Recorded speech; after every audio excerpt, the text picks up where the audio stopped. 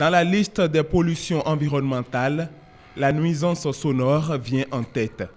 Mais avec le nouveau décret, plus rien ne sera comme avant. J'invite tous les téléspectateurs à jeter un coup d'œil sur ce décret. Il y a eu des modifications. D'abord, on a inséré 3 sources de pollution qui n'existaient pas.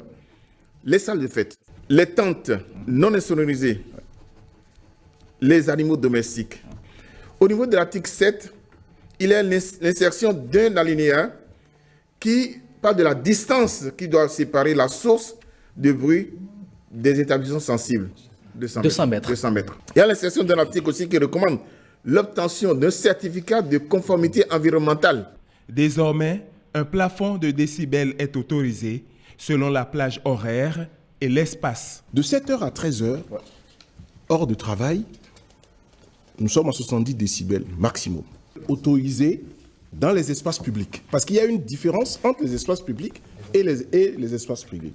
De 13h à 15h, nous descendons à 50 décibels autorisés. Ça veut dire que quand vous rentrez chez vous et qu'il y a un établissement public à côté de vous, il ne peut pas émettre au-delà de 50 décibels de bruit.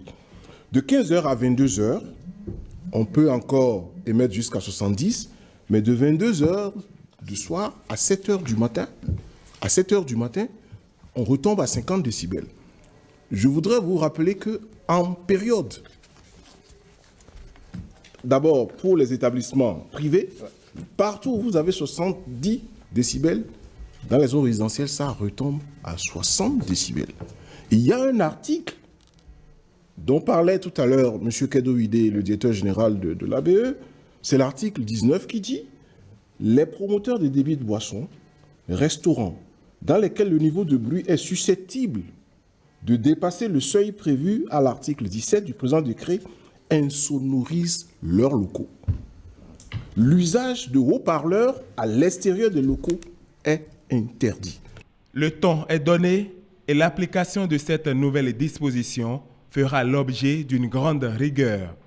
L'information sans la coercition, sans la sanction, vous connaissez bien notre pays. Tout à fait. Il faut commencer à sanctionner. Et c'est ce que les populations, je pense, attendent du gouvernement. Moi, je voudrais rassurer les populations de la disponibilité et des fonctionnaires de la police républicaine à accompagner la mise en application et le respect des dispositions du présent décret. Selon l'autorité, des séances de sensibilisation sont prévues pour permettre à tous les Béninois d'être au même niveau d'information.